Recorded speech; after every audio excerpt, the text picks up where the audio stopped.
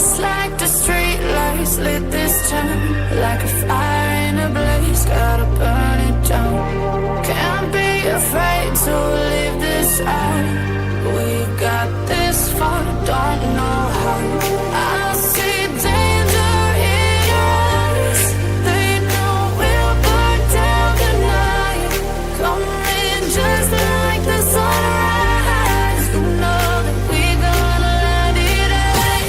Tonight, we gonna let it rain. Tonight, we gonna let it rain. Just like the sunrise, we gonna let it rain.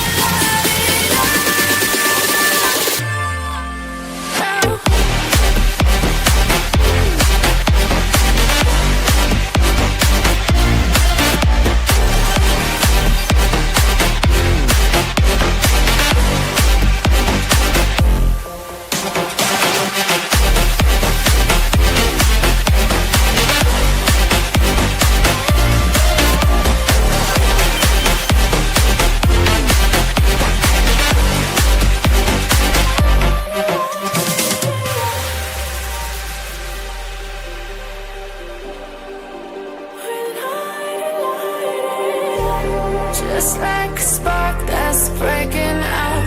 Can't make a stop, can't turn back now. We know that there's no room for doubt. No, we can't turn back now. I see danger in your eyes. They know we'll burn down the night. Coming just like the sunrise. You know that we gonna let it rain. Tonight, we gonna let it rain. Tonight, we gonna let it rain. Just like the sunrise, we gonna let it rain.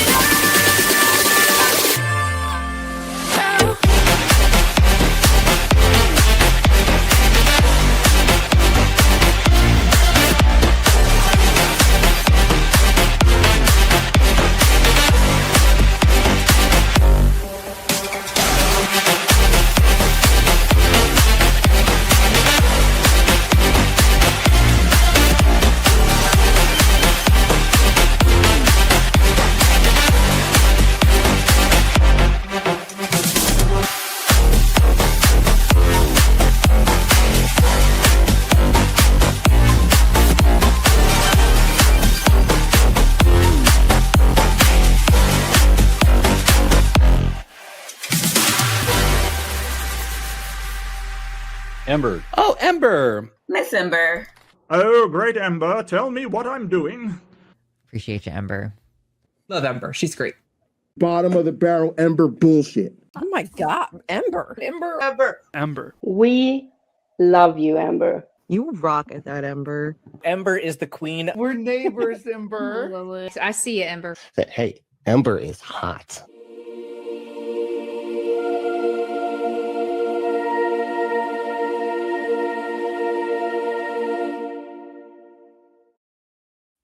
Hello, everyone. Happy Friday. It's time to blow some stuff up.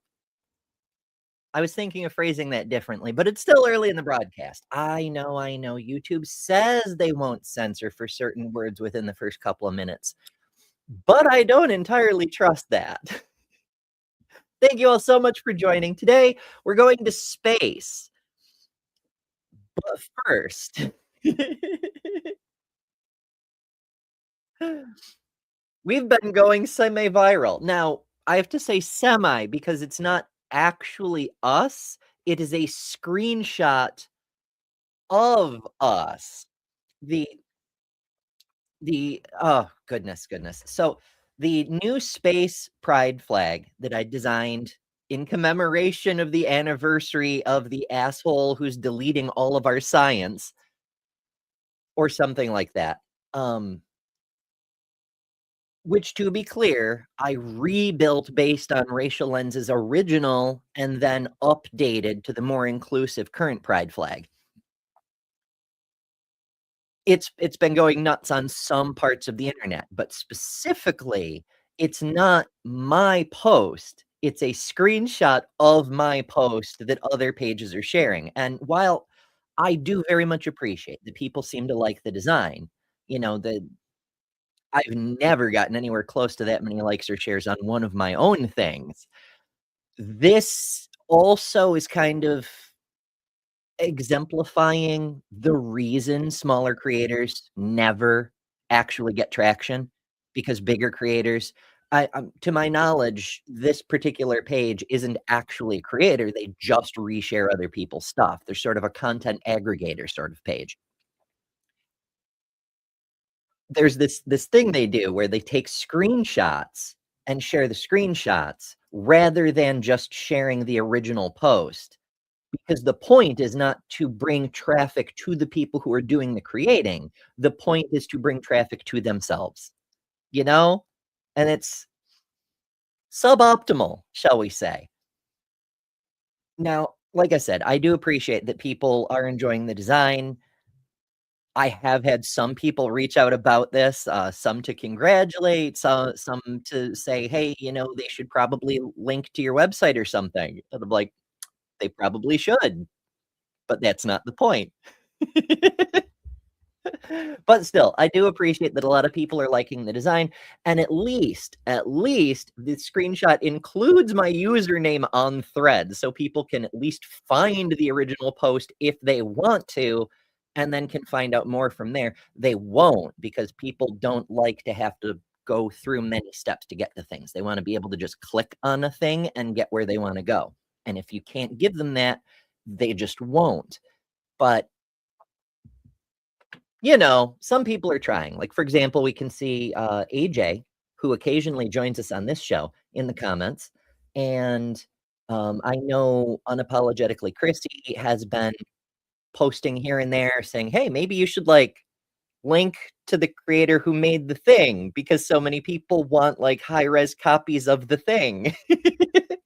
And on that note, I did put a high-res copy. I need to share the tab, Ember. Share the tab on the website, front page of the website. This is just the banner, but it goes to a Google Drive link. If you click on the Google Drive link, it opens up a Google Drive where you can download the highest res version. So if you do want one for high res, like, you know, a JPEG is fine for most uses. A lot of, holy shit. No one's asking you, Google. My goodness. Like, a lot of people took the screenshot of the screenshot from their Facebook and made it like their profile picture and whatnot, and whatever. It kind of tickles me. It's been a while since people used one of my images as their profile pictures. It used to be when I was doing professional photography. But then it was only the person. Like, if a person did a role in a play or something, and I did a headshot of them for that play, they'd make that their profile picture while they were performing in that play. You know, it's kind of a thing, but yeah. So that's why I'm in this shirt is not based on this. I've had this for a while. It's just, it's close. I have been trying to figure out how to turn this into clothing though, because as many of you may know, we have an actual flag available on the store at betterthanember.com. We also have a print version, which looks slightly different because I had to change the size of the circle and the intersex part for the stitches and things. The first one, the bigger one, this one, nope, not that one, this one, the circle was getting cut off. So I had to make the circle smaller and thicker for the flag. So we have a print, we have a flag, etc. I've also been trying to make clothing, and I recreated the design for my trans dress. And it's a prettier dress, but I'm trying to get the flag onto clothing, and it hasn't worked yet. But as I have time, I'll continue working on it, probably, maybe. C'est la vie. In any case,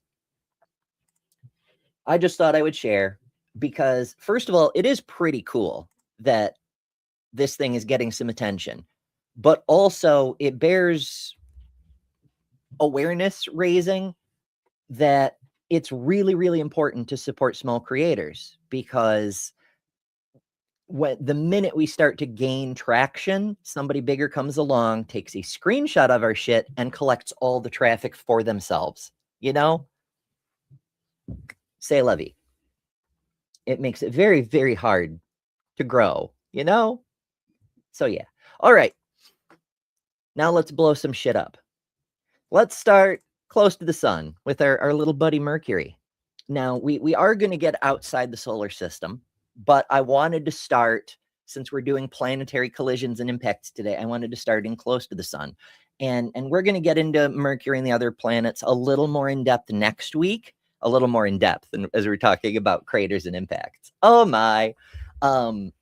We're going to start exploring the cosmos because I fucking love it. But Mercury has one of the bigger impact craters. This big old dent up on the surface here. Well, of course it's on the surface. Jesus Christ, Ember. This is Caloris. It's a big fucking impact basin. It's a multi-ringed impact basin, as a matter of fact. And what's interesting about it is that there's a few different things interesting about it. We'll just read the article, but first, let's read the super chat. Lilibal Trades sends us a super chat for $10. Thank you, Lil. And says, I tried dog-powered internet, but the shutdown button keeps getting pushed. Hooray for blowing crap up. Hooray! I need a graphic effect for blowing things up, because we seem to do that a lot. I don't know. It just,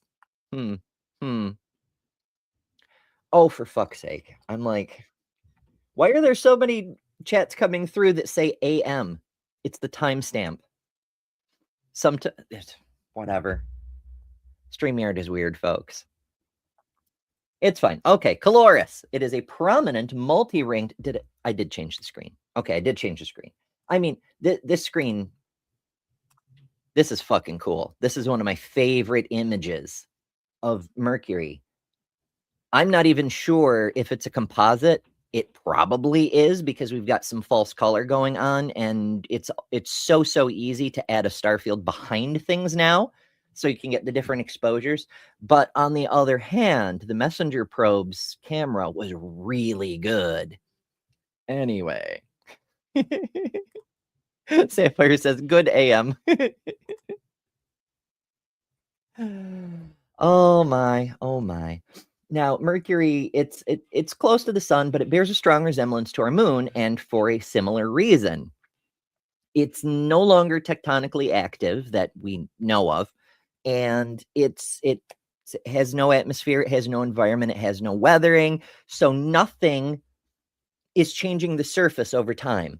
Much like the moon and Mars and other rocky thin. Well, Mars has some atmosphere, but in any case, the age of the land on Earth tends to run generally in the millions to hundreds of millions of years. There's a few spots that are really freaking old, but on Mercury and Mars and other places, the age of the surface goes from millions of years to billions.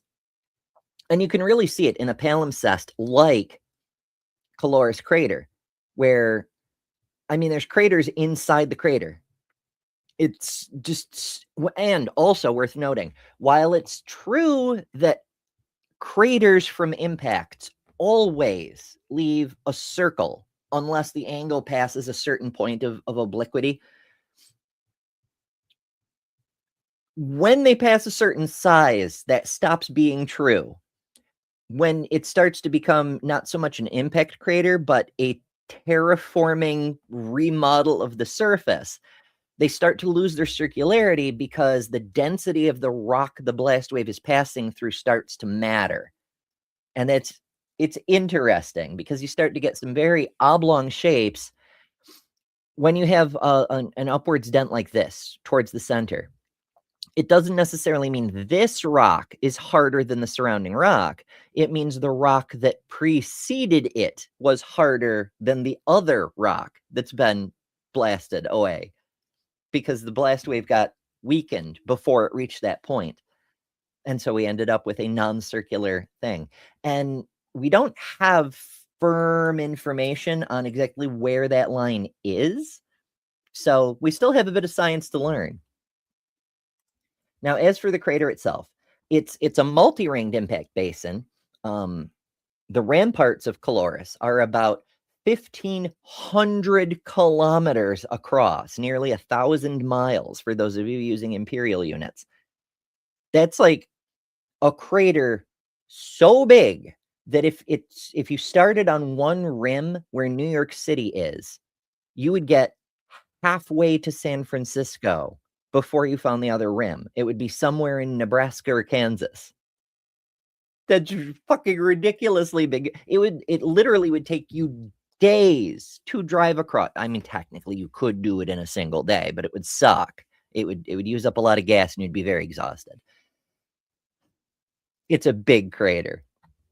The largest ridges are a few hundred kilometers long. Just a few hundred kilometers long.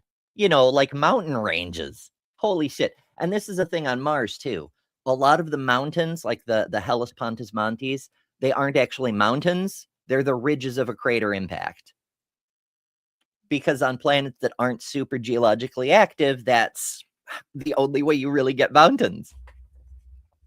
So more than 200 fractures comparable to the ridges in size radiate from Caloris' center. Now, that's another thing, too, is you don't get canyons where you don't have active geology and active erosion and things. But you do get rifts. You get fractures from a hard crust splintered by an impact. And that can produce some pretty interesting effects.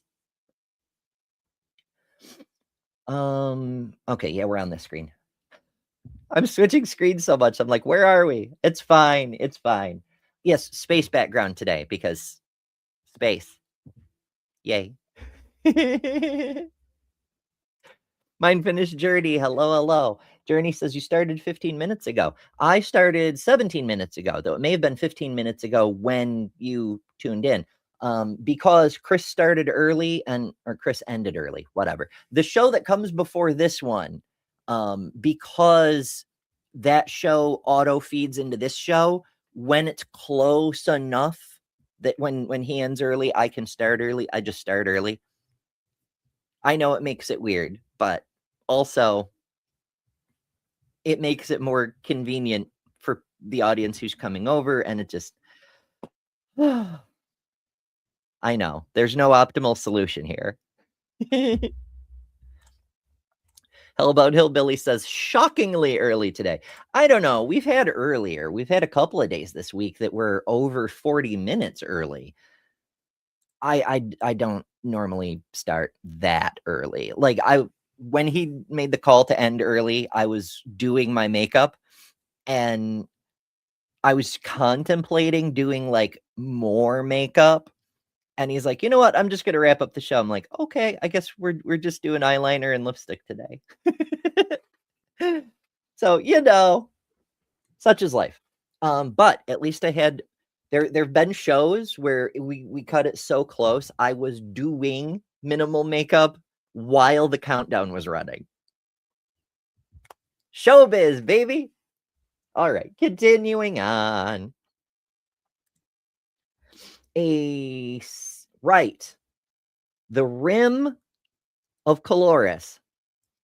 It has two rims. And that's one of the things that makes it fun. It's not unique in this, but because it's so big, it has two rims. The ring, hold please.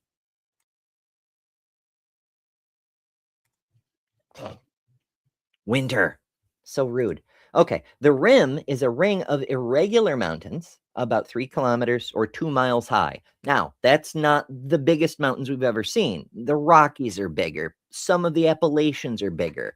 But on a planet that has no mountains, a small planet, roughly Mars size, 2 mountains is pretty decent. Now, in fairness, Mars has much, much, much, much bigger mountains. The Monzes, the big four, the Monzes. The Tharsis volcanoes, Olympus, Pavonis, Ascreus, and Arcia. I'm always, my brain does not like to separate Arcia and Ascreus. It's not important. They're all about the same height. They're all about 33 kilometers tall. that seems to be the lithostatic maximum on Mars. Because anytime anything tries to get bigger, the crust seems to sink down underneath it to keep it about that maximum height. But it's still high enough. It basically pokes out into space. The atmospheric pressure on Mars is ridiculously low. It's 10 millibars. The pressure on Earth at sea level, baseline, is 1,000 millibars. It's 1 bar. That's what determines a bar, is it's the pressure on Earth at sea level on average. So it's 1% of Earth at sea level. And that's at the datum on Mars, 10 millibars, sometimes 11. It increases by a whole 10%. My goodness, a 10% increase in pressure here on Earth would be a big weather system, but never mind. So 10 or 11 millibars. At the top of Pavonis Mons, it's maybe 1 millibar, 1/1000th of Earth's atmosphere. It's still enough atmosphere to notice, but for all intents and purposes, you're poking out into space. It's fucking wild. And to be standing on a mountaintop so high over such a tiny planet, you can see the curvature around you while you're wearing a spacesuit because you're standing in space, but you're also standing on the elevated surface of a mountain.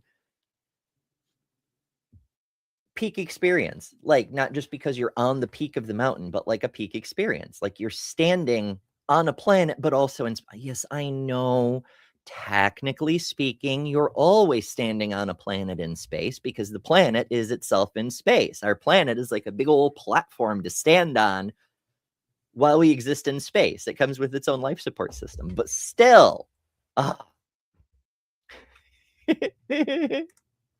Bradley says, it's intensive purposes. Everyone messes that up. Details. All right, I'm distractible. It's fine though.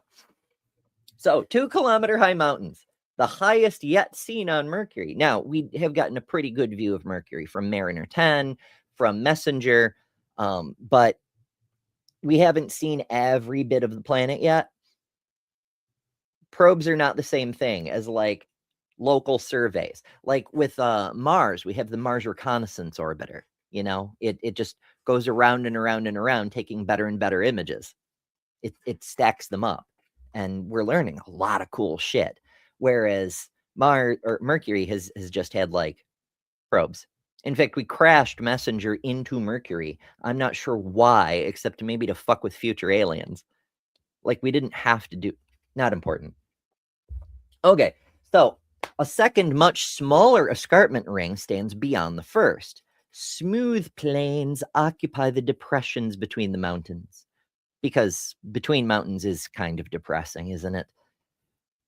Now, I do want to point out, even on Earth, this crater's so big, the distance between the escarpments is so vast that if you can see one, you cannot see the other.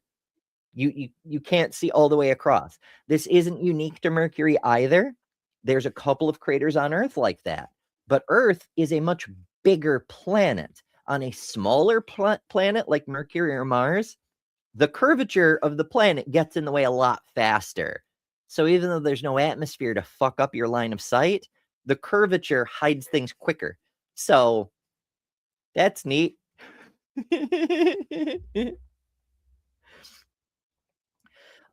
Smooth plains, depression, right.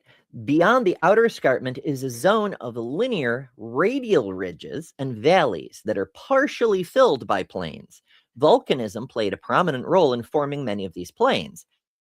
And that's a thing too, because these older impacts hit while the planets were still gooey, where they were still molten in the middle, like a Cadbury cream egg, I suppose. Earth, of course, still is. The reasons for that seem to vary. A lot of people say Earth has a shit ton of radioactive material that's keeping the insides warm. Maybe that's true, but Venus has basically the same composition as Earth, and that's not true for Venus. So I don't think that's it. I look at Venus, I look at the Earth, and the one huge, stark difference, at least as far as the planetary composition that I can see, is that Earth has a big giant moon. And we know what happens when you disturb solid materials with continuous motion. It generates a lot of heat. And our big giant moon, yes, it pulls on the oceans, it creates the tides, but it pulls on the rock too. And while the rock doesn't move much, it doesn't take much to generate fuck tons of heat. I suspect if we like pulled Mercury back and put it in orbit of Venus so that it too had effectively a big giant moon, within a few million years, Venus would become tectonically active again. Its core would start to heat up. Now, that's a really long experiment, but Venus doesn't seem to be doing much of anything anyway. So far. Oh, goodness. All right, let's see. I think some of the chat is hiding from me here in StreamYard because I'm seeing people say hi to people that I'm not seeing, and that's very peculiar. So let me check in studio here real quick. I don't know. I just work here. It's fine. That's very peculiar. Unless I'm blocked. Am I blocked by someone watching my own channel? That would be weird. All right, enough. I'll get back to the point. Live broadcasting, folks. Brentley asks, do you stream to both vertical? Yes and no. I do vertical streams, but I keep them separate because I like to do multiple shows a day when I possibly can. And the YouTube algorithm keeps horizontal streams and vertical streams separate algorithmically. So if I do multiple horizontal streams in a day, like I'll probably end up doing today, because later today, there's the Bible study show with Dr. Ben. That's at 8 p.m. Eastern time. This will be week 2, but not to worry. There's a link to the PDF of the guide we'll be using in the live chat for that. It's already posted. It'll be fun. Join us. And whether you like Bible study or not, Ben and I are not being nice. But also immediately after that is trivia over at Dr. Ben's. The stream will just take you right over. So it'll be a fun time. Hope you join us. But normally I try to do one horizontal stream and one vertical stream as separate shows, because then YouTube sees them as separate things, like doing a stream and a regular video upload, or doing a regular video upload and a short. They don't interfere with each other algorithmically. Whereas if you do multiple streams of the same kind, the newer stream will cut off the growth of the older one. I don't know why I worry about that, because like these shows, for example, they'll pick up a few views after we're no longer live, but not many. So I don't know that it really matters all that much, but it's good practice to practice good habits. If, something ever changes and these shows start getting lots of people after the fact, then by doing a different horizontal stream from the vertical stream, then I can do multiple streams without interfering with each other. In theory. Of course, first, I need to get YouTube to show these videos to anyone who isn't already a subscriber. And that's a thing you all can help with. You can use that share button. It's a neat trick. The share button, it is the most powerful button on YouTube. Subscribing really, really helps. I very much appreciate it. And also, it tells the YouTube algorithm to let you know when there's a show going. But the share button tells the algorithm that you think other people should see this. Subscribe is like, show more of this to me. Share is show more of this to others, right? So it helps. But also, regardless of what the algorithm thinks, using the share button is a way to directly get content in front of other people, right? And don't just share it to YouTube. I mean, I appreciate it, but like, don't feel limited to YouTube. Like, Facebook is a big one. Threads is an issue. Threads has a lot of bots, but things spread however they spread. And the point is, please do use the share button. It's literally the only way to help grow this channel. So, Left-Handed Jedi asks, have I seen Neil deGrasse Tyson's video on the mold on the ISS? I have not. I haven't caught much of Neil's content in recent years.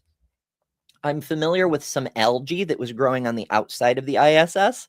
That's pretty interesting, but I don't know what Dr. Tyson had to say or what's up specifically with mold or any of that stuff. Maybe I will take a look. But before we get back to this waterless world, I want to remind everybody of the importance of hydration. Hey folks, I've been working hard on my health, and so far I've lost over 140 pounds.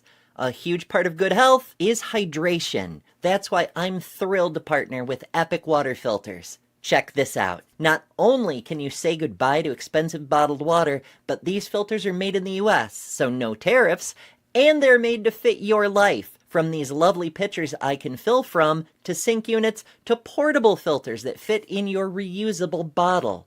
With Epic, I can refill from nature's water sources and not have to worry about bacteria and whatnot. But also, send back a used filter to be responsibly recycled, and they'll send you a free replacement, saving you and the earth even more.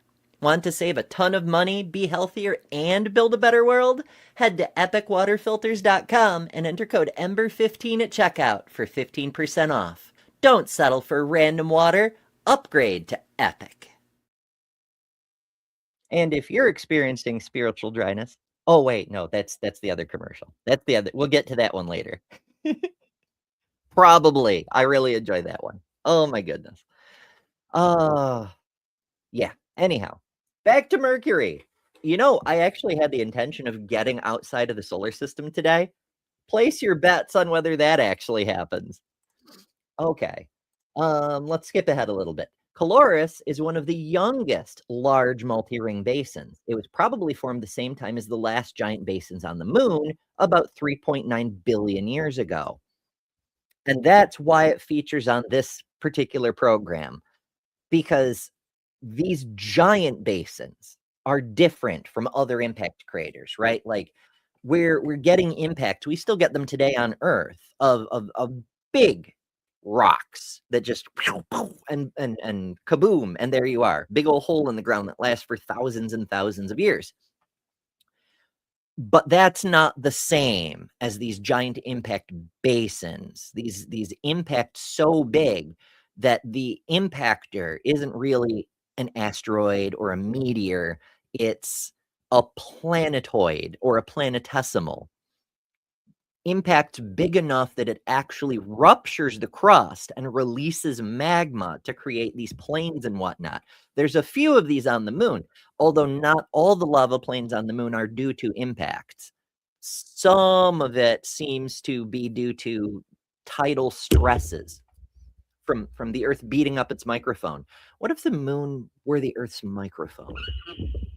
Is that a thing? Do you think that could be a thing? It might be a thing. It'd be transmitting in a wavelength we're not perceiving, but it could be a thing.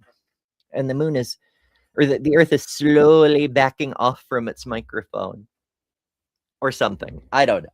I'm speculating. Anyway, that's the youngest, but it's very, very long ago.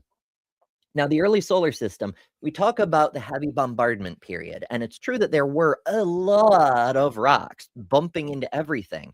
But it wasn't just little rocks. It was big rocks. Like before the moon formed, something about the size of Mars, it is hypothesized, smashed into the proto-Earth. And both the original flavor Earth and it were completely destroyed. The remains globbed together into what is now the Earth. But some of the debris that was chucked into space, I mean, some of it flew off. Some of it flew into the sun. Some escaped the solar system. But the part that remained around the Earth eventually formed into the moon. Probably. We're still not 100% sure on that one. It has been the leading theory for a few decades. So, but that whole period, big things smashing into each other. After we ran out of big things to smash, we ended the heavy bombardment. Now we're just in like regular bombardment, I guess. I'm not sure how you'd want to phrase that. Light bombardment? Like, finding bigger and bigger rocks is harder and harder because the ones that are left are mostly in stable orbits. It's been such a long period of time that nearly everything that's going to hit anything already has. And that's kind of neat in a weird anti-apocalyptic way. It's fascinating to me that we just did an apocalypse yesterday, and now we're talking about anti-apocalypse. It's fine. On the other side of the planet, this is another thing that makes Caloris very interesting. On the other side of the planet, exactly opposite Caloris, is a region of weirdly contorted terrain. It's likely formed at the same time as the Caloris impact by focusing the seismic waves from the event. And this is what we see. It's this weird ripply surface. Let's see if we can make it bigger. Now, there's a shit ton of impacts on top of that, and old impacts too, like this one here, where the surface is filled in by dust and debris from other impacts that came after.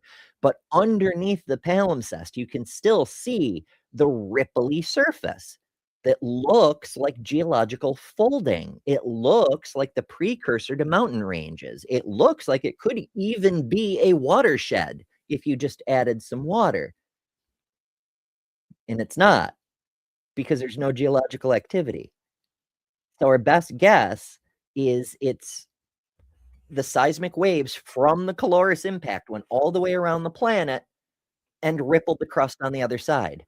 Because Mercury cooled off a lot faster than the other planets because it's so small. Despite being close to the sun, the inside is pretty cold. So the P waves, the S waves and the P waves from the impact traveled differently than they would through the Earth, right? Because like on the Earth, the waves that go through the core are a different kind of wave than the ones that go through the crust, because the crust is permeable to one and the core is permeable to the other. And so they reach the other side of the planet at different times. But because the density of Mercury is different, because it's all solid all the way through, the waves reach the other side at very close to the same time, which means they create an interference pattern arriving right on top of each other, which means big fucking earthquakes. The ground is literally rippling and it's smashing into itself. It's not a thing that you want to necessarily witness. It could be a bad time. It could be very unfortunate. I mean, maybe have a drone in the air for it if you're on a world that has air, I suppose, but not so much on the ground. It could be a bad time. Megan Fox's giant boob says, I came into heavy bombardment. Giggity. Hell yeah. It's an adventure for everyone. All right, so that's most of it about Caloris, which is a fascinating crater, and it's not the only one like that either. Some have hypothesized that the big old Tharsis, Tharsis, possibly the chaos system around Valles Marineris on Mars, may be a similar result from the Schiaparelli impact, because it's exactly the opposite side of Mars. And it's another one of those giant fucking impacts. So it could be that this big giant impact happened at a time earlier in the planet's history, and it created a similar effect where the seismic ripples passed through the whole planet and shattered the crust on the other side. It's like hitting an egg so hard that the shell breaks opposite of where you hit it. It's a weird idea, but theoretically possible. I wonder if we can ever get like a Mythbusters kind of thing about that. I digress. All right, let's jump over to Earth. This is, of course, Barringer Crater, also called Meteor Crater on the road signs, though a lot of craters are meteor craters. Craters need meteors. This isn't the actual story. It's just the image they picked for the story. This is from Discover Magazine. And I've been there. It was a bit of a bucket list item. I heard about it when I was a little kid, when Art Bell used to make actual documentary material for like ABC channel and anyway, I wanted to go since I was a little kid. I was an over-the-road truck driver, I passed by it time after time after time after time, and it was always, like, at night when it was closed or when I was in too much of a hurry to stop. So finally, the last time I drove out west, I got hired to do an actor's headshots, and the actor lived in Las Vegas. So I drove out to Vegas, as one does, and on that trip, I always try to see some stuff on my way. I stopped at Grand Canyon, and I stopped at a couple other places too, but I also stopped at Meteor Crater, at the Behringer Crater, and standing there at the visitor center on the edge, you can walk there. There's viewing decks right along the rim. You can also take a what do you call it? Like a tour kind of thing where they will walk with you along a ranger will walk with you along a rim trail. I think there's a thing you can do where you can go down into the crater, which would be a really cool sight. I'm sure. I didn't have time for that. Weirdly, I was on a schedule because it was a work trip. Anyway, being there, it's really neat, but also I couldn't help but think of the old joke about how isn't it really lucky how the crater came, millions and millions and millions of miles and luckily missed the visitor center by that much. I'm easily amused. It's fine. All right, so the actual story, I am so prone to tangents today. My goodness. All right. I'm trying to get to my emojis. Where's my emojis? Because we have tangent emojis. We're just here for the tangents. And if you're here for the tangents, we can help you out with that. That was our very first piece of merch in the new Ember store at betterthanember.com and sometimes below the YouTube videos. But tangents, if you're just here for the tangents too, there's a shirt. I'm told it's very comfy. I made it as low cost as I could. I make nothing off of those. So if you want me to get some money, do one of the other options, like buy something else or, send money through like Cash App or Venmo or even a super chat or something like that. Those are there for people who want the thing and like me are very, very poor. I tried to make them nice, but they're not there to like support the channel per se. But they are there. They are there. So yay. Okay. Why are we selling Reese's hearts? What in blazes? Go away. We always have weird ads. Like, what the hell is this? Monjaro? Cook once, eat twice? I don't even know what the hell they're trying to sell. It's an injectable medicine for adults with type 2 diabetes. All right, so sometimes we're just not even getting ads that are it's fine. It's fine. Oldest impact crater redefines how life started on Earth. Now, we're gonna get into that. But first, we're gonna get into the whole what's gonna happen to Earth if we just let the existing giant rocks floating around have political power. I get it's a bad transition, but I'm gonna go with it. Enjoy. I have a problem with this stuff being normalized across the spectrum, and specifically, like, why push this on kids? Why introduce this to kids? I am a depraved wretch. I am a great sinner. I'm a worm, completely undeserving of any love or any grace. I'm nothing. I'm nothing. You're incapable of being a good person. You're an evil person. You're a terrible person. At the core fabric of who you are. That's why we need laws. We need laws because we're bad people. All of us are bad people. You can't spell Pride Month without demon. PRIDEMONTH. If we don't know who the women are, because they are just people, then we won't be able to pull the women up to equality with men. We have to try to limit the harm. And that means reducing or keeping down the number of people who transition. And that's for two reasons. One of them is that every one of those people is a person who's been damaged. But the second one is every one of those people is basically, a huge problem to a sane world. transgenderism must be eradicated. The LGBT, transgender, grooming our children's minds is a national security threat. We need to hold people for treason, start having some public hearings, and start executing people. I will use whatever gives me victory. I don't care about the truth, and I don't care about the law. I care about one thing, the control. But then they rigged the election, and now we won, so I'm going to be your president. And what happened is they rigged the election, and I became president, so that was a good thing. I agreed with many, many things you said during, in fact, probably more than most other candidates when you were running for president, but I still would not have voted for you because you're an Indian. I just want to say I feel good about the Republican Party. I feel good about where we're going as a nation. We're killing all the right people and we're cutting your taxes.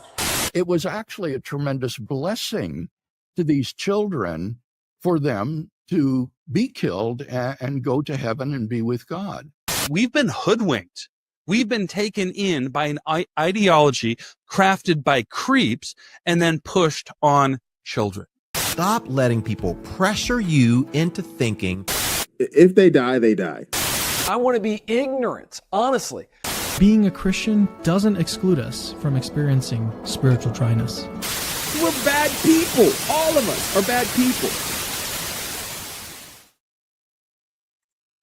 All right, we have returned. Miranda asks, do they hear themselves when they say this shit? Yes and no. Some of them know what they're saying, and they're saying it on purpose to be provocative, like Ann Coulter. She paused, thought about it, and then said, because you're an Indian, specifically to be provocative. It's a trigger the libs kind of thing, but they're doing it to their own party because they're the only ones who are watching. It's so stupid, and yet it's also intentional. But then other ones, Alan Parr, when he said, don't let people pressure you into thinking, I don't think he thought about that sentence when he said it. He or his editor later made the editorial decision to cut the sentence there at that word, or not reshoot or whatever. So that the sentence produced on his own video was, don't let people pressure you into thinking. I don't know. Trump, I think he does not think about what he says before he says it. You know, he's got speech writers, but he's never not gone off script. His thing seems to be bragging about, you know, he never stops talking about how the 2020 election was rigged. Ever. He can't talk like trans people. He cannot talk for 5 minutes without mentioning the 2020 election was rigged and trans people. He can't do it. He does like to brag, and I think he can't help himself from bragging about how while Biden somehow rigged the 2020 election while Trump was in office, Trump managed to rig the 2024 election while Biden was in office. And he's very proud of that fact. He's like, oh, we rigged the election and now I'm the president. Hooray. So some of them think about it. Some of them don't. Some do it on purpose. Some are just incompetent and saying the quiet part out loud. It's a mixed bag. What really bothers me is when you've got otherwise intelligent people saying horrible things, like when they pause and you can see them think about it and weigh the consequences of what they're about to say, and then they say the horrible thing anyway. Monsters. But I digress. Mind Finished Sock is here to remind us, don't be a bad person. Like and share the stream instead. I mean, that's a good idea. Although, in fairness, if you're watching, if you've made it to this point, you are almost definitely not even it. We all make mistakes in our lives. I've made mistakes in my life. We are not and will never be in that category of horrible person. Like, even if we tried, we could never catch up. And I don't think anybody here is interested in trying, but say la vie. Oh, goodness. All right, Dr. Kip says, Vish and I will be streaming with CJ Cornthwaite. I'm bad with pronunciation, so forgive me. Later today. And there's a linky So hooray. Yes, you can catch Dr. Kip a lot coming up. There's this stream later today. There's usually a budget scripture Saturday. Occasionally you can find him on other places like Top Hats Off and a lot of places, but including here. Next week, he hopefully will be joining on Thursday as we discuss the first laws, because I am very, very slow going through Dr. Kip's book, possibly because I drive a lot less than I used to. But I recently finished the section where he talks about biblical law, and where biblical law was inspired by pre-existing law codes. And there's a lot of them. There's a surprising amount of laws. Most people are familiar with the Code of Hammurabi. That's not the first one, though. There's more. There's quite a lot more. And so he's going to be joining to talk about that, and it'll be super nifty, and I'm very excited. So make sure you subscribe to Dr. Kip and subscribe to Dr. Ben. In fact, just subscribe to people with doctor in their thing, because usually they have something good to say, with some exceptions. You know, Dr. Oz, not so much. So, you know. Oh, goodness. All right. I'm digressing again. I am so bad at focusing. Clearly, I need a lot more coffee. Anyway. So, the meteorite impact on Earth, ancient meteorite. This isn't where, it is where I wanted to start. Okay. The effects of a meteorite's impact should not be underestimated. And this is a Discovery Magazine story. This should be effects. Where's the editor? But never mind. I'm being pedantic. The effects of a meteorite's impact should not be underestimated. The discovery of the world's oldest known crater, caused by a meteorite, could change how we think about the origins of life on Earth, as well as how the planet was shaped. A team of Curtin University researchers found the crater while investigating rock layers in the North Polar Dome in Western Australia. The North Pole Dome. Oh, goodness. Not the North Pole Dome, but the North Pole Dome. It's Australia. And scientists have never been good at learning things, at naming things. Jesus Christ. I need a lot more coffee, folks. This week has been better than many weeks recently, but we're not really in a very good place. I'm working on it, though. We're gradually things. I'm feeling better about a lot of things, because we're working our way back up towards baseline, but we're not at baseline yet, and so everything is weird, and we're just kind of doing our best. Anyway, on a related note, bonus shows. I have bonus shows set up, tentatively scheduled for Saturday. Not the same time as Bad Science or Bad Scripture Saturday. Bree will be joining me, and we're going to be doing for the first time a 2-person transfactual, because I've got a debate between Helen Joyce and Helen Weber from BBC Radio 1, and we're going to be taking that nonsense apart. But also, sometimes bonus shows pop up without warning, so make sure you're subscribed and you have the bell notification on. Focus, Ember. Goodness. Okay, they found signs that a major meteorite impact affected the area 3.5 billion years ago, the team reported in the journal Nature Communications. Now, you may recall just a few moments ago, I said that on Earth, the age of the land tends to be in the millions to hundreds of millions. Parts of Australia are one of those exceptions, where the age of the land goes into the billions range. The land in Western Australia and also parts of northwestern Canada appear to be some of the original crust of the Earth, or at least as close to original as we can get.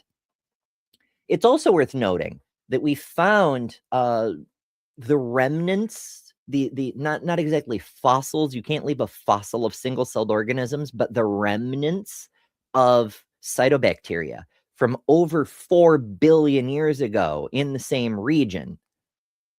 and by region, I mean Western Australia, which is still a very vast place, right? Like Western Australia is the size of the Western US. It's half of a continent, but still, same general area.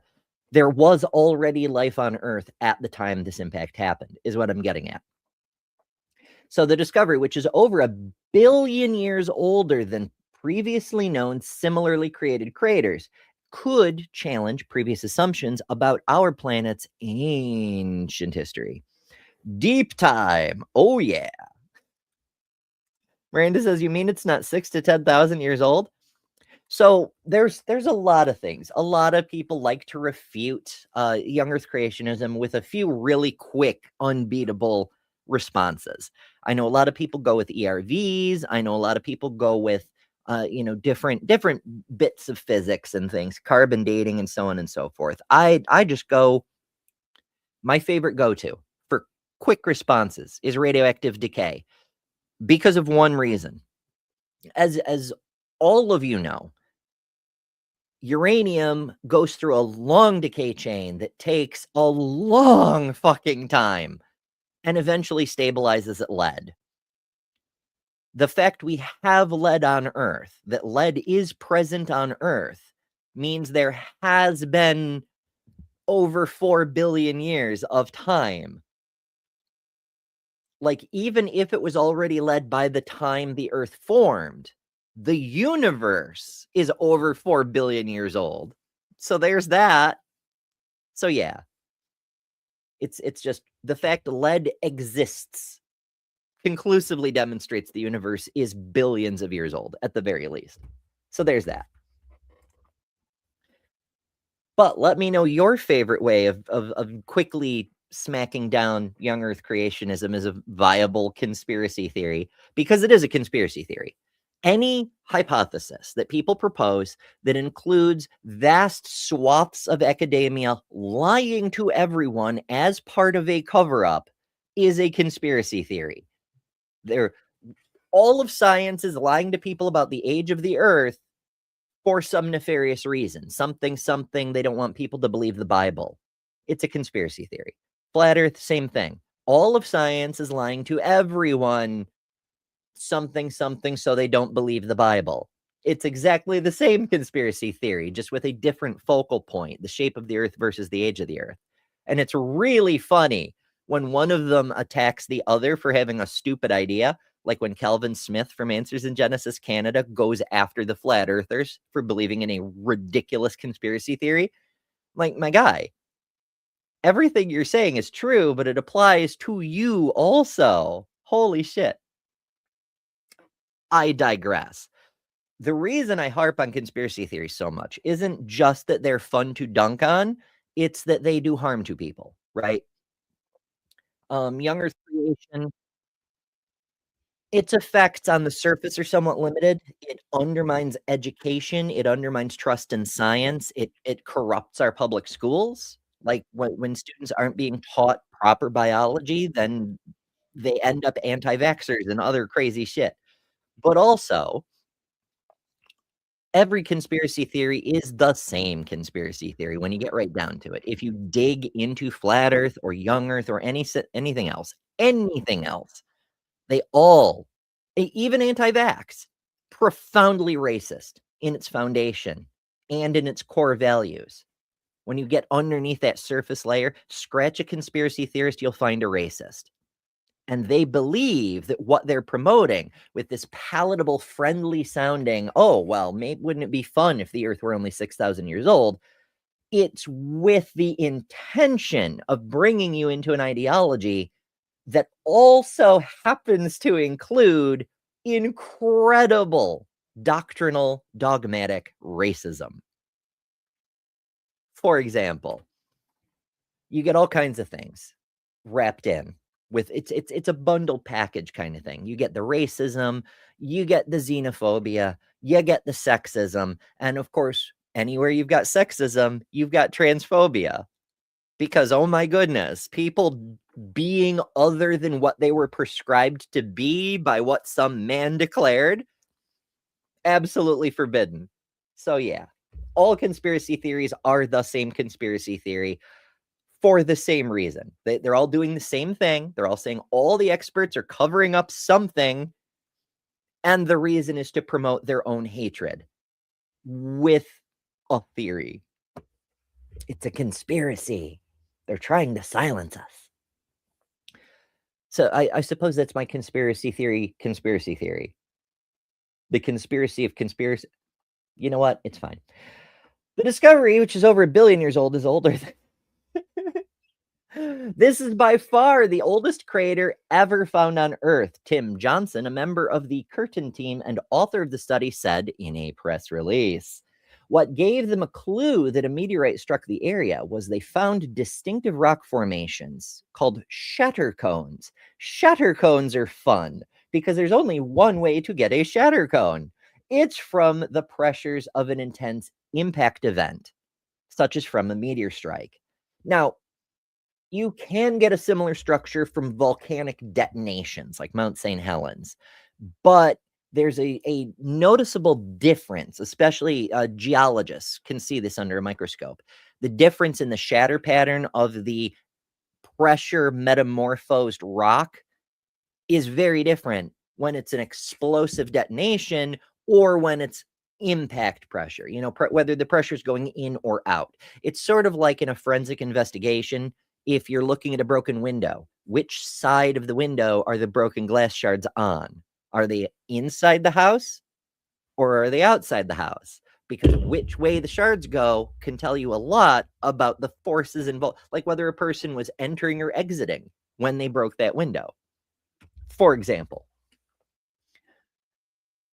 they identified those features about 25 miles west of Marble Bar in Western Australia's Pilbara region.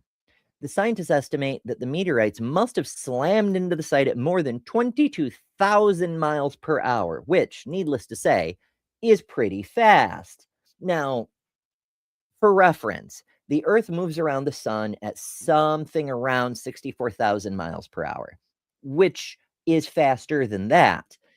But also, the Earth rotates at about 1,000 miles per hour at the equator, which is pretty fast. And this is much faster than that.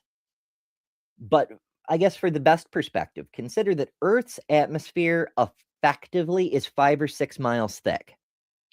Moving that fast, right? 22,000 miles per hour. Let's get out the calculator.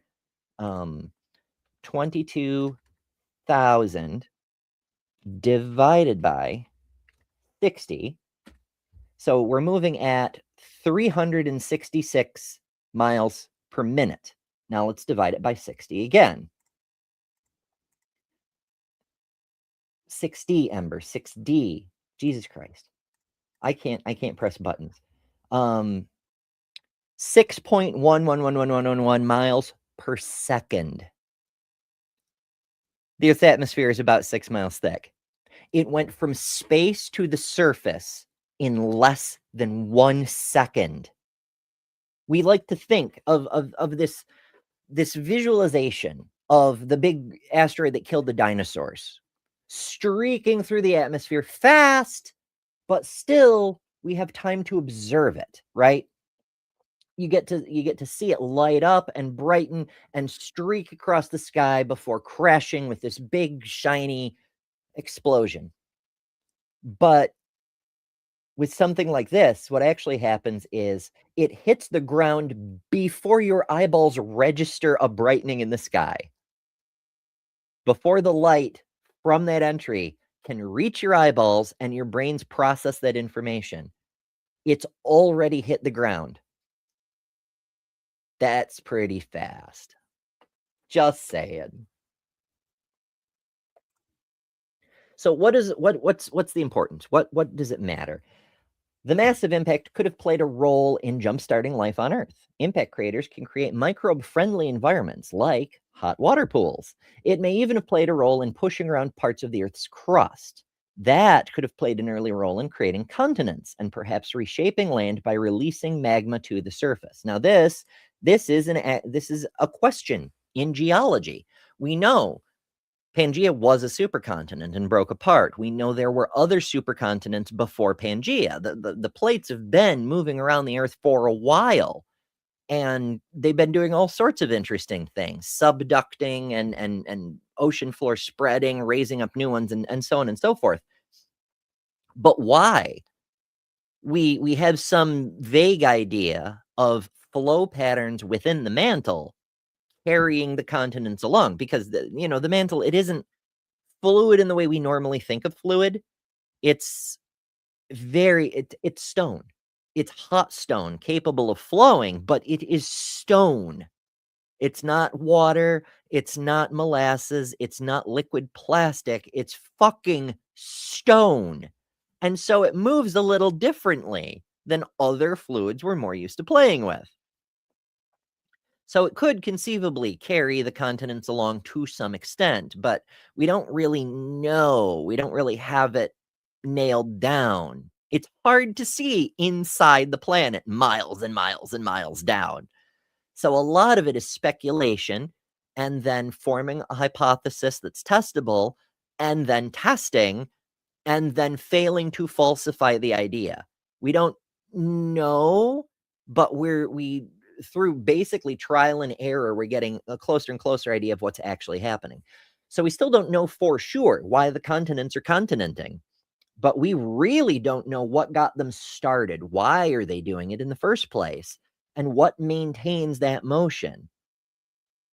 Because if it were just flow patterns in the mantle, caused by flow patterns in the core or whatever, things should have stabilized, theoretically. So what keeps things moving? What got things moving in the first place? Why didn't our continents just form into place and then stop like they did on Venus and Mars? Granted, Venus and Mars are cool now, whereas Earth has some goodies keeping it nice and warm. But why do the continents even move? Possibly impacts. Most impacts make no difference to a continent, but some can have a significant impact, like we were discussing yesterday with the Cataclysm show. If a meteor happens to land on a magma pocket, it can cause an eruption. It can cause tectonic shifts. In fact, if you rupture a magma pocket, you'll change the density of the continent. It will move. How ice sheets can make a continent move, right? Like the North American sheet is still rising up after the ice receded from the last ice age because the weight of the ice pushed it down. Various things like that. But a big meteor strike near a fault line, it can set off stored kinetic energy in that fault line. It can cause a chain of earthquakes, as we were discussing yesterday. And while the earthquake itself may not be a planet-wide tectonic shift, we do know from our own lifetimes, from our own regular, normal-scale earthquakes, that sometimes earthquakes can move a tectonic plate by 10, 20 feet, dozens of meters. It's pretty significant. A big impactor setting off a whole chain of fault lines, that could shatter a continent. That could send a shockwave into the mantle. Something big enough to punch all the way through the crust, which we know has happened at least once in Earth's history, could create a shockwave that shatters the surface and sends the pieces moving around. Jester says, Earth isn't cool. Ember 2026. It's true. Earth is warming. I mean, Earth is, first of all, Earth is hot because it's where all the hot people live, but also climate change. It's getting warmer and warmer, but also the middle is gooey because it's quite warm, you see. All right. I'm digressing again, although that was on point. That the reason we're reading this one is because of the importance the impact has on the possible shaping life on Earth, moving the continents, all that sort of stuff. But let's get the hell off of Earth. Let's go a little further out. Let's go to Mars, or more specifically, Phobos, one of the asteroidish moons of Mars. This is an interesting crater. Phobos is one of those asteroids that it appears to be a captured asteroid. We'll just refer to it that way for convenience sake. But it's got a weird crater because it's a weird little potato-shaped asteroid. But the weird crater has other craters within it. It's all very, very strange. But Stickney is an interesting crater because of the weird shape of Phobos. The crater isn't truly circular because of the geometry of Phobos. Some of the force just deflected out the edges because there was no more Phobos there to contain the force of the impact. So we end up with this crater that is somewhat curved, but mostly flat across its one axis, and has a bit of a clamshell thing with a higher cliff on one side, or depending on which way you're orienting the moon, because this moon only has microgravity. You can orient however the hell you want. Basically, you could build a dome over this whole thing without having to actually build a dome. You could stretch a sheet of, plexiglass, for example. It'd be a big fucking sheet because this is a big fucking crater. But you could stretch a sheet of plexiglass across the top of the whole thing and effectively dome the whole thing, even though it's just a flat sheet with no curve to it.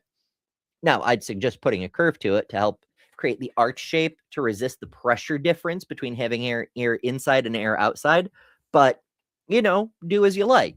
But because of the weird geometry, even a effectively flat surface would create a curved effect because the doming is on the inside of the crater. It'd be a super easy place to build a space colony, is what I'm saying.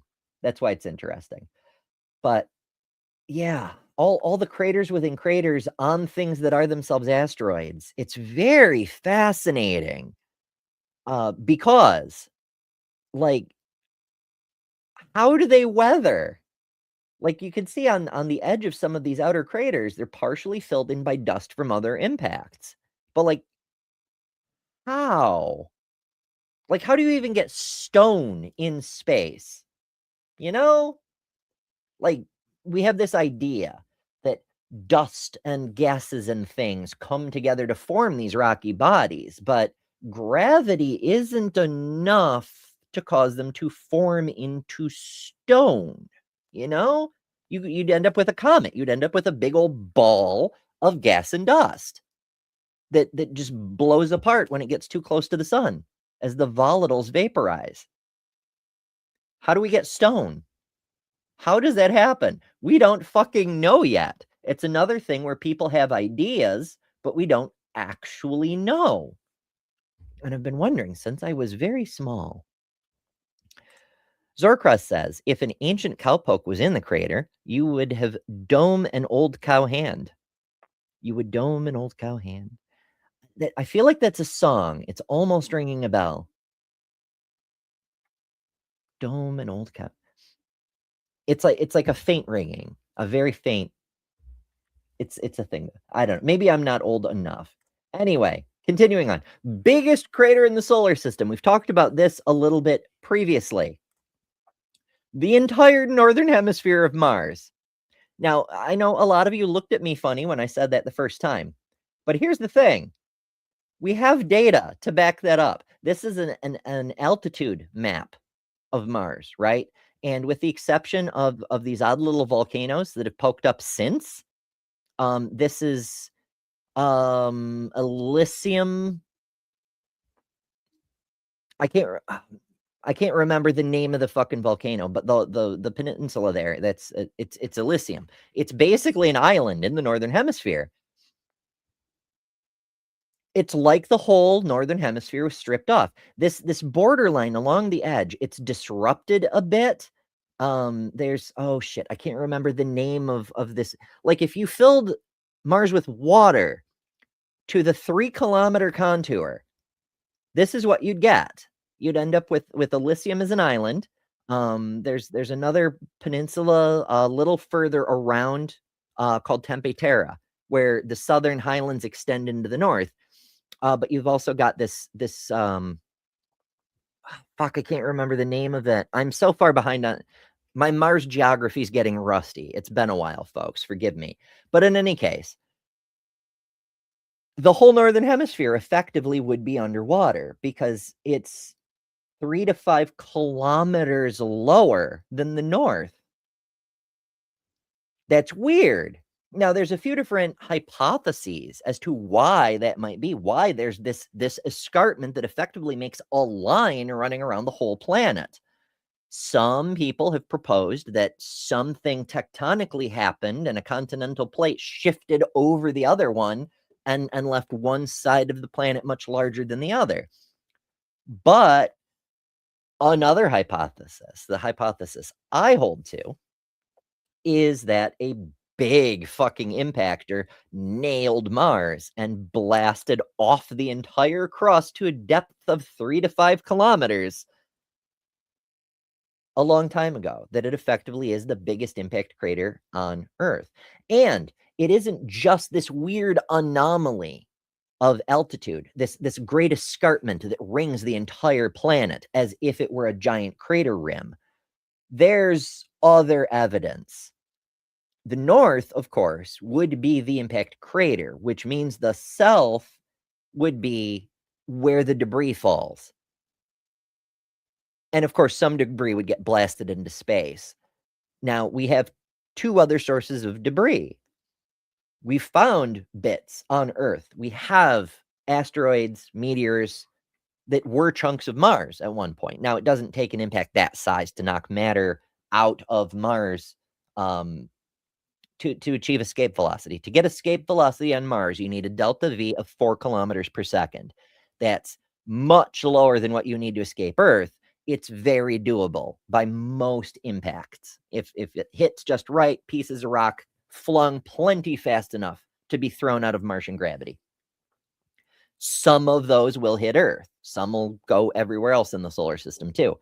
And we found them in Antarctic ice cores and shit. Those aren't old enough, though.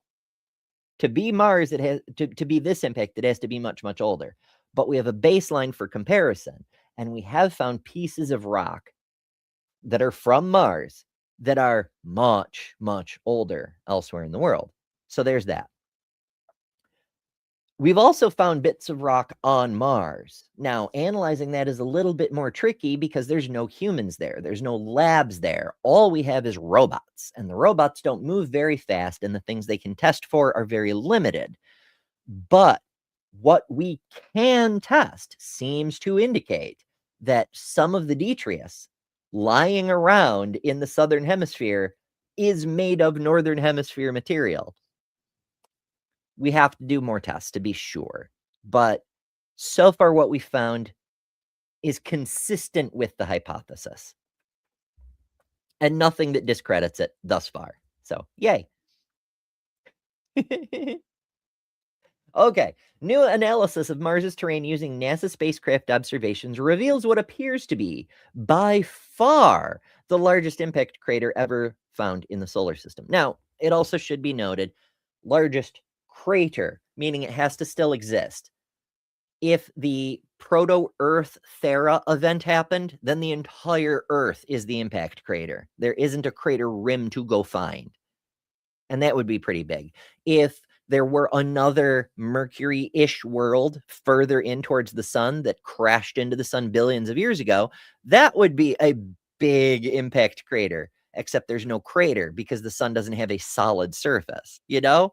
So biggest crater has some limited value in this sense, but it is a big crater, assuming it's a big crater anyway. This is from JPL, so of course the press release comes from Pasadena. A new analysis of Mars's terrain using NASA spacecraft observations reveals what appears to be by far the largest impact crater ever found in the solar system. Now, to be clear, this hypothesis has been floating around since at least the 1970s. But now we're getting more data that seems to support it. Aunt Jur says detritus is pronounced detrius. Detrius. I'll try it out. I'll see what I can do. No promises, though. I don't say that word very often, and it's kind of, pronunciation is kind of a muscle memory thing. It just kind of goes.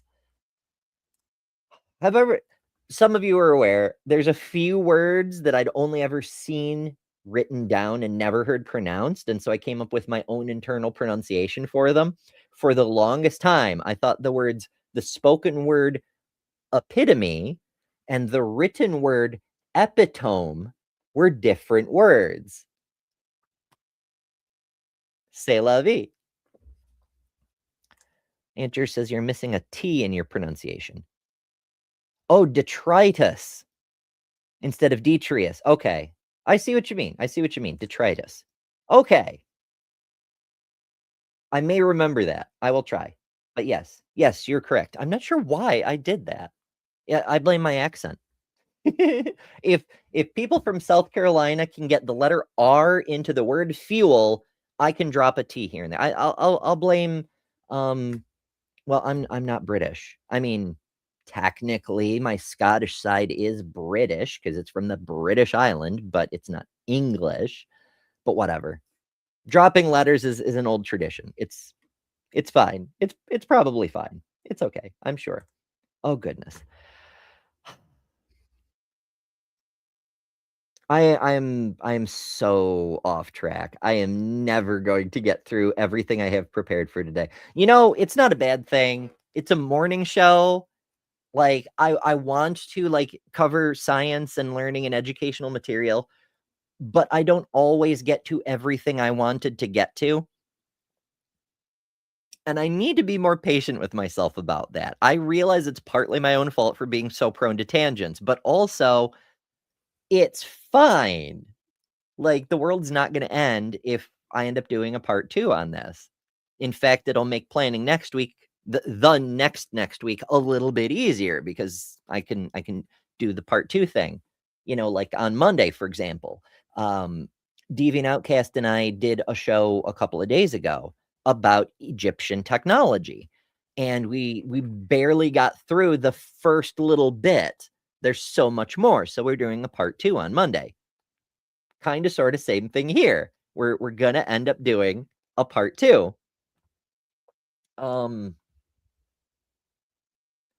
Because like I can finish up Mars. I definitely want to get to Miranda today.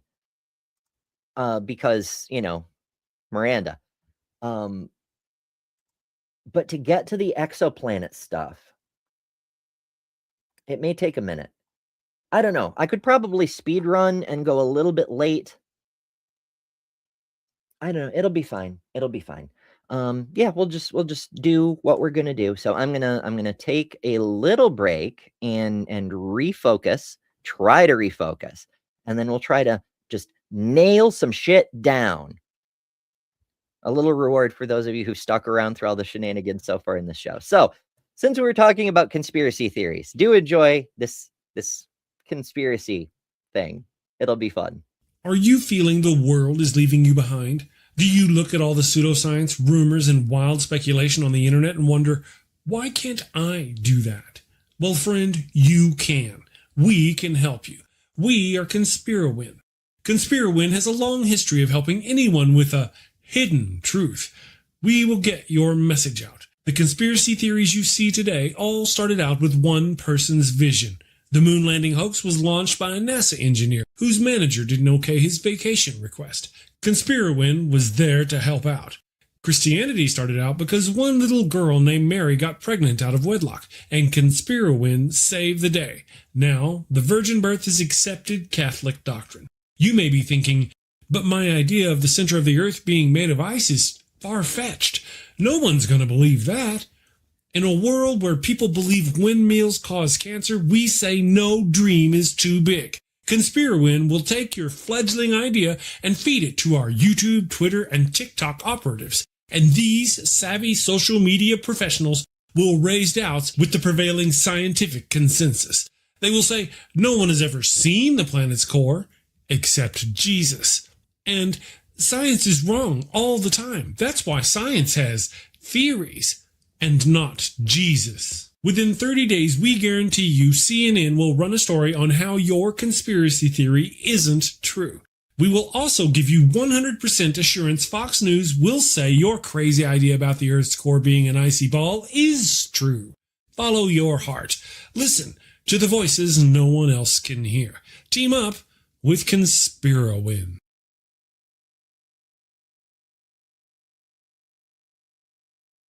Ta-da! All right. You don't have to conspiracy theory. You can like and share the stream instead, as Unfinished Sock might say. All right. Focus, Ember. We can do this. The Mars Reconnaissance Orbiter and Mars Global Surveyor have provided detailed information about the elevations and gravity of the red planet's northern and southern hemispheres. A new study using this information may solve one of the biggest remaining mysteries in the solar system.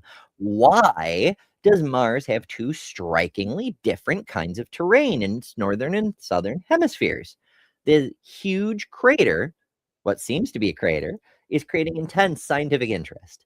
The mystery of the two-faced nature of Mars. Maybe we should have named it Janus. We gave that name to a moon of Saturn, which does some cool tricks, which we'll get to when we start exploring the cosmos next week. But it does some cool fucking tricks. Anyway, but it has two faces, so maybe it should have been Janus. Anyway, focus, Ember. The images of the surface were beamed home by NASA spacecraft in the 70s. The main hypotheses have been an ancient impact or some internal process related to the planet's molten subsurface layers. The impact idea, proposed in 1984, fell into disfavor because the basin's shape didn't seem to fit the expected roundness for a crater. As we discussed previously, if you get a big enough crater, it stops being round because the density of the rock starts to matter, you know? Newer data is convincing some experts who doubted the impact scenario. Quote, "We haven't proved the giant impact hypothesis, but I think we've shifted the tide," said Jeffrey Andrews Hanna, a postdoc researcher at the Massachusetts Institute of Technology in Cambridge. Andrews Hanna and co-authors Maria Zuber of the MIT and Bruce Benard of NASA's JPL in Pasadena report the new findings in the journal Nature this week. I'm having thoughts about publishing in Nature versus APJ. It's not important. A giant northern basin that covers about 40% of Mars's surface, sometimes called the Borealis Basin, is the remains of a colossal impact early in the solar system's formation, the new analysis suggests. At 8,500 kilometers, 5,300 miles for those of you using the imperial system, or more than twice the width of the entire continental United States. Like approaching the width of the fucking Pacific in some points. It's a ridiculous amount of distance. It is about 4 times wider than the next biggest impact basin known, the Hellas Basin, also on Mars. Mars really likes big things, big impact basins, big fucking volcanoes. For a tiny planet, it seems to be overcompensating, you know? An accompanying report calculates that the impacting object that produced the Borealis Basin must have been about 2,000 kilometers across. That's larger than Pluto. That's not an asteroid. That's not a planetesimal. That is a dwarf fucking planet smashing into another planet. The ancient solar system was wild. It's my personal hypothesis that a big part of the space rocks we have around today are the shattered remnants of impacts like that. That, you know, things like the asteroid belt we have today may be the direct result of a giant fucking impactor smashing into Mars. Maybe parts of what's now the asteroid belt are bits of old Mars. But the impactor, where did it go? What happened to it? Like we know on Earth, the bigger an impactor, the more of it vaporizes on the way in. It's a weird counterintuitive sort of thing. The more impactor you have, the larger the percent of it that vaporizes on the way through the atmosphere. But like we mentioned earlier, Mars barely has an atmosphere. You're not going to lose much. So where did all the impactor go? Well, also remember, you only need 4 kilometers a second, delta V, to escape Martian gravity. Fair bet a lot of that impactor escaped Martian gravity. And, just kind of hung out in the neighborhood ever since. Maybe.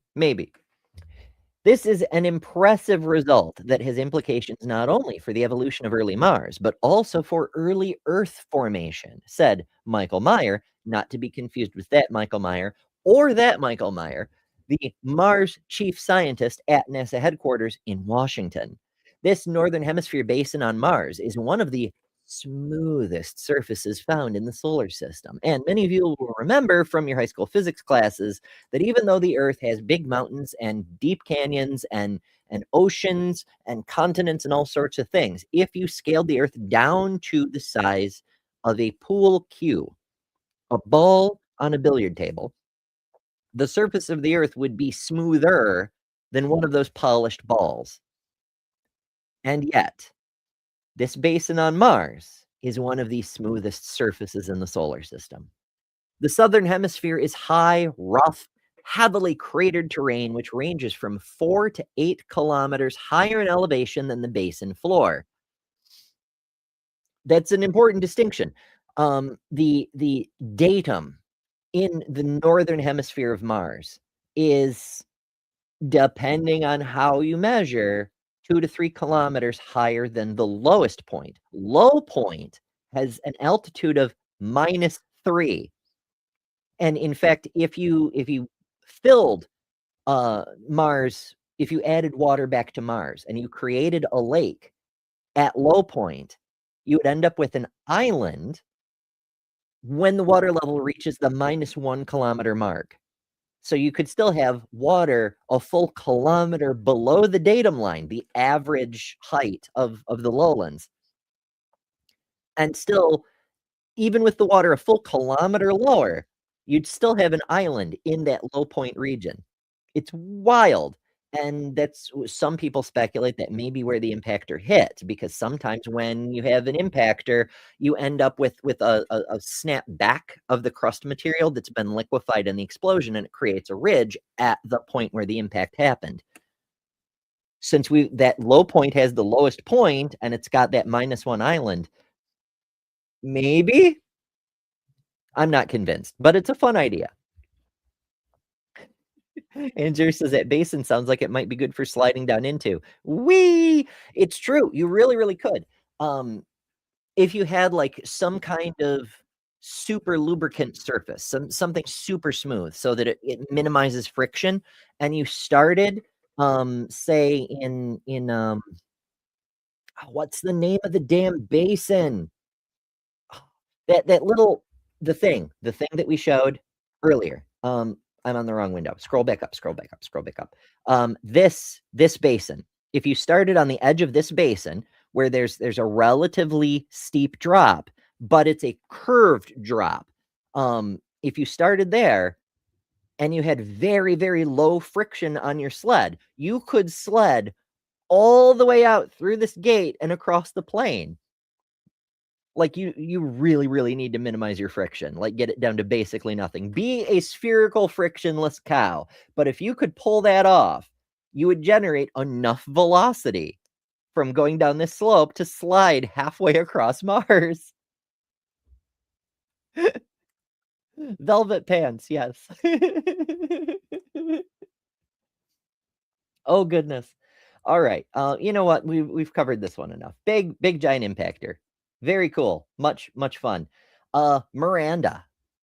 Miranda is another interesting one, because you may or may not be familiar. The moons of Uranus are named for the women in Shakespeare's plays, with the exception of Triton or Oberon. Triton is Neptune, Ember. Triton goes with Neptune because it's Triton. Holy shit. Oberon. The big one is Oberon. All the other ones are the women of Shakespeare, specifically A Midsummer Night's Dream. But whatever. Miranda. Now people look at Miranda and they're like, what the fuck? So this is an image from Voyager 2 back in 1986. We're hoping for better images later, but like considering Voyager 2 was just passing by, this is a really good photo. But we've always, as long as we've been able to see it in our telescopes, we've known there was some weird shit going on. Because if you look at the shadows, right, like shadows define, we've got some deep, deep canyons. We've got some weird lumpiness. And what are all these striations? Why is this area different from this area, different from this area? And it looks, not to be like a creationist, it looks like geological formations on Earth where a big hunk of rock, a big part of continental material got pushed up and fell over on its side so we can see the layers. But what could do that on the scale of a lunar surface? What's going on here? So people hypothesized that Miranda was actually 2 moons in the early solar system that were orbiting in such a way that they eventually smashed. And due to an interesting phenomenon of the mechanics of having to do with the way Uranus keeps its orbit, it's things that orbit other things tend to orbit those things on their equators, right? Like the planets all go around the sun's equator, the equatorial plane, because the spin of something makes the equator is defined as the area of maximum rotation. You spin on your poles, and then the equator is the area between those poles. So it's where there's maximum spin. That spin effect distorts the shape ever so slightly so that more mass ever so slightly is along that equatorial plane. That projects outward into space too.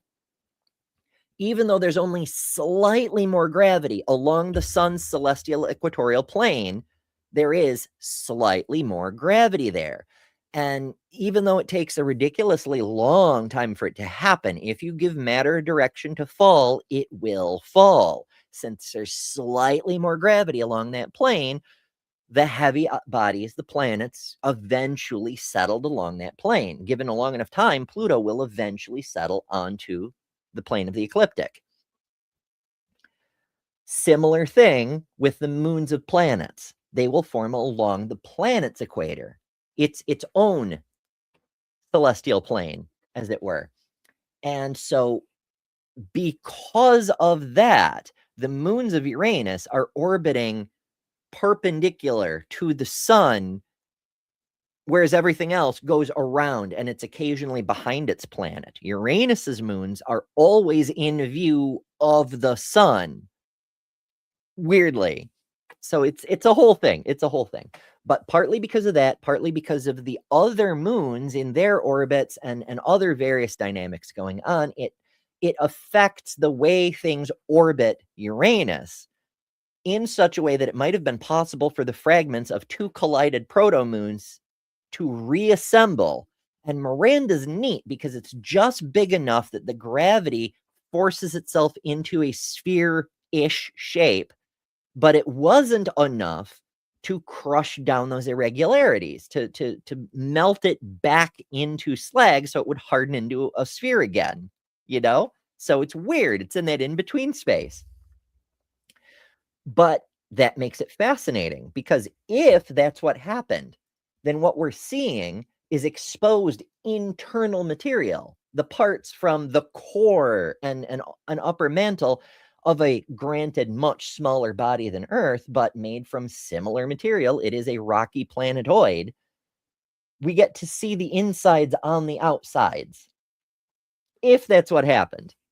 And that too would be one of the biggest impacts, because while we don't have a crater per se, since both proto-moons would have been completely destroyed in the impact and then reassembled, what we have is an entire moon made of impact remains. Like the whole thing is crater in this context. But also, imagining what that impact would have been like is pretty wild. To be like, I mean, Uranus is a gas planet, but if you were like on a spaceship floating in the upper atmosphere and you watch these two moons just smash into each other, what a visual, you know?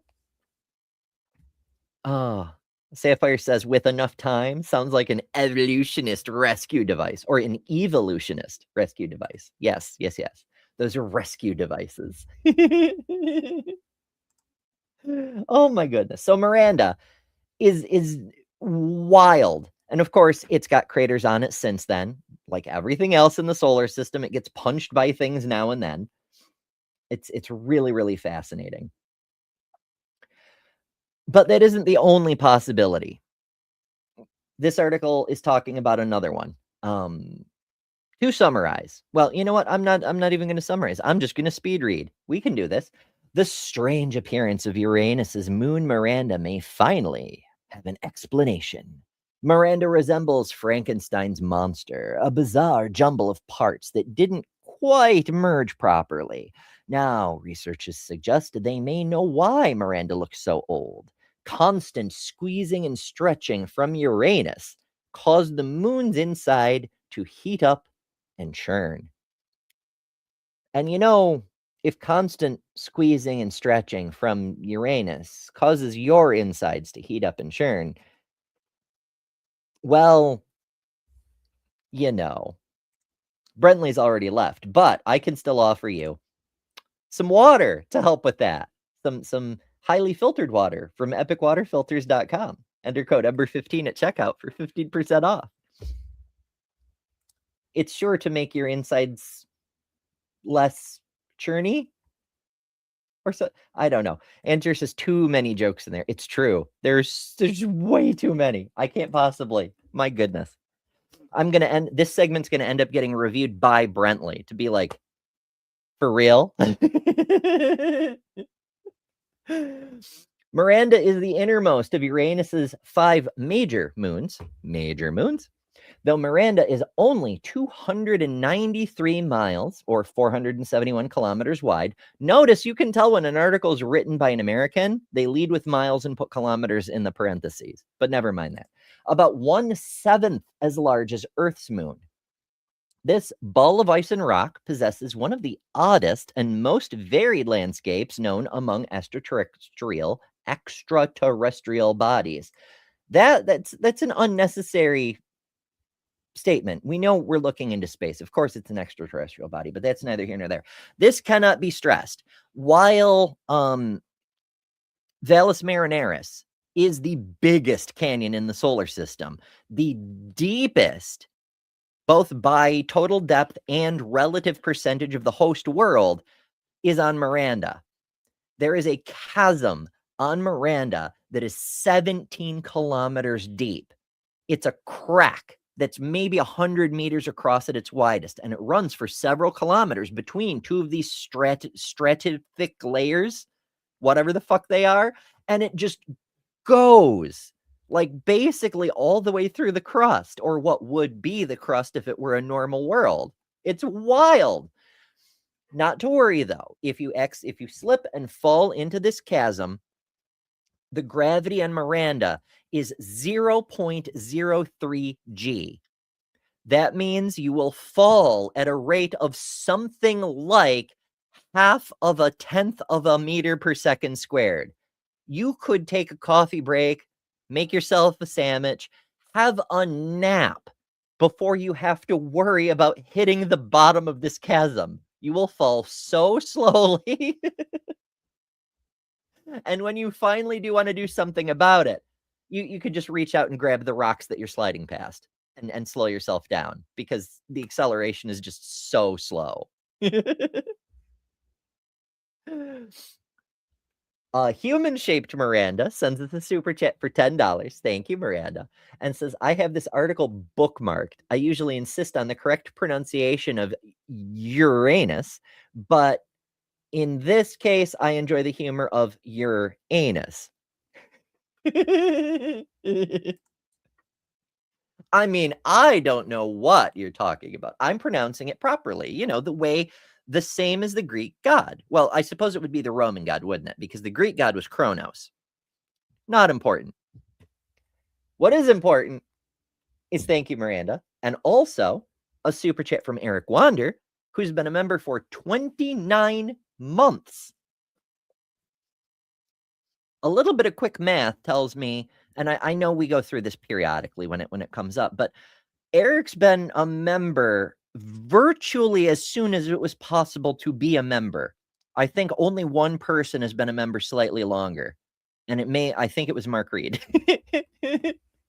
It's like, thank you, Eric. Eric has been a supporter for a very long time. Eric says, all right, everybody give it a rest. Enough Uranus jokes. Poor Uranus has taken enough of a pounding over the years. Oh no, we're gonna get canceled. We're so gonna get canceled. Okay, so where the hell were we?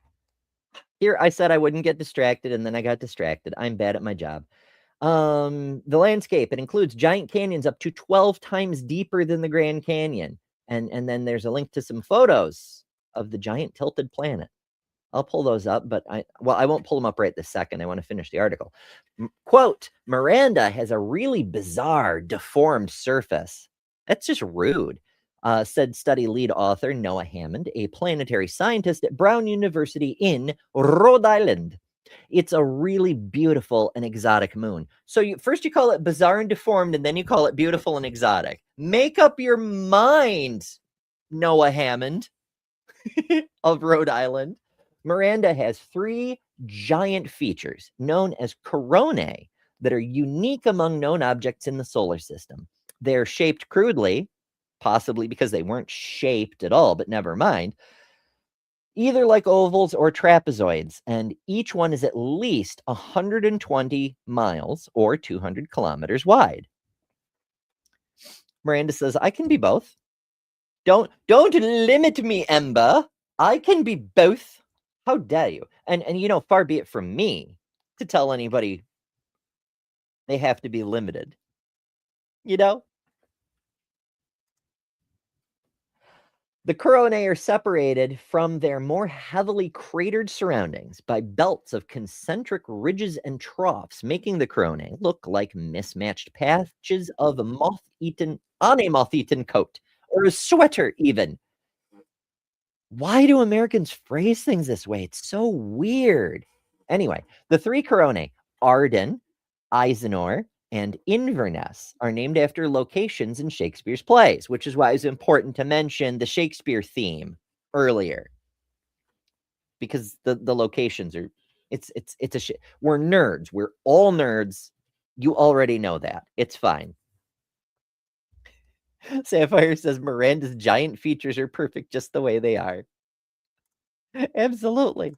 Megan Fox says 3 giant features, you say? I myself aspire to having 3 giant features one day. Never mind. Did you know CinemaSins just got around to doing the Arnold Schwarzenegger Total Recall? Wild. And Jeremy missed the biggest sin, the gravity on Mars. Right? Like, okay, so I know, tangents, but we're already over time and we started early on top of it. So I'm just gonna do this. I love CinemaSins. Jeremy is hilarious. But if you're going to do a CinemaSins of Total Recall, and you don't mention that they fucked up the gravity, you have missed a major point. Because while you can argue that maybe the colonists put gravitational boosters in the cities, which would be a really nice cover, they did it so the humans from Earth would be comfortable. Fine, whatever. It's a sci-fi. You can do that. I'll go along with it. But when they're outside, when in the very beginning of the movie, when Arnold is having a dream about being on Mars, to the end of the movie, when Arnie is out on the surface of Mars, In both cases, they fall. In both cases, they fall at Earth speed. It's Earth gravity. And they're outside the city. The only reason that makes sense, and they show you right in the beginning with Arnie having the dream, his character Quaid, dreaming about being on Mars. He doesn't know the gravity's different because that's not part of his knowledge base. He doesn't know he should fall slower because it was a dream. It was his dream, and he lacks that knowledge. The fact that when it happens later in the movie and the same problem happens, they fall at Earth normal speed outside of any plausible area there might be a gravity booster, it's a callback to the dream. Like, the dream is there for that reason. It's not just foreshadowing. It's showing you that when the gravity's wrong later, it's because it's a dream, because Quaid doesn't know the gravity should be different. And Jeremy just missed the whole damn thing. I'm just being it's not the biggest sin of the movie. It's really not. And it's just such a thing. Like, I can nitpick every bit as much as Jeremy can. That's okay. Yes, tangents for days. I am the worst. All right. Thank you all so much for joining. We're maybe I'll like wrap the exoplanets thing in with the Explore the Cosmos series that we're starting probably next week. I'll figure it out, but we'll get to the exoplanets one way or another soon. Obviously, there's more impacts within the inner solar system, within our solar system, but I wanted to, nail some of the big ones that I knew y'all would appreciate, because ancient impacts, there's something that captures the imagination, because it's very, very old, incomprehensibly old, and mysterious. We don't know what happened, and we want to know. But it's got that low-key mysteriousness, like trying to figure out what happened to Atlantis or the Roanoke colony. Like, it affected real people in those cases, not so much for Martian impact and whatnot. But it's distant enough that we feel safe. So it's a mystery, but we don't feel personally threatened, So it's very intriguing, and it's really, really cool. Also space. I'm just nuts about space. So thank you all so much for joining and for, going with me through the weird tangents and strange sidebars I get off on. People do come here for the tangents. It's really true. But hopefully you learned some things along the way. You enjoyed. And as remember, keep an eye out for bonus shows. Come back tonight for Bible study with Dr. Ben and all the other things we have coming up. For those of you who've made it all this way, who are new, we're here every weekday at 11 a.m. Eastern, learning about new stuff together, and occasionally the minor tangent here and there. Thank you all so much for being here. I appreciate all of you very, very, very much. Seeing you folks, interacting with all of you in the live chat, as we've been doing throughout the course of the show. That's why I do lives. I love this so much. It's so wonderful to see you all. And I'm going to get all sappy. It's been a heck of a week. Enjoy the rest of your Friday. Keep an eye out for bonus shows. Join us this evening. Check out Dr. Kip's stuff and all the other things. And as always, remember, you don't have to blow up your entire hemisphere like they did. Maybe it was a John Carpenter thing. I don't know. Because you are better than religion. Toodles. Thanks to all our patrons and top-level members for December. Miranda, Karen Butcher, Jessica the Transmetal Alchemist, Robin Webster, Maya Adkison, Jimmy Tux, Ian Chen, Lilith, Ember Lynn, The Barely Bearable Atheist, Eric Wander, Jason Jacoby, Lilibal Trades, Deviant Outcast, Kelly King, the Detroit Atheist Queen, The Mighty Filbert, Secular Feelinist, and Geo Sam. And you can add your name here next month by signing up at patreon.com/betterthanember or by joining Emberships here on YouTube at the Cinder level, which includes all the custom emojis, tons of member-exclusive content, member-only live streams, and a bunch of other stuff. I deeply appreciate all the supporters who keep this channel going. Thank you so much. Because of you, we're building a wonderful community that I'm very proud of.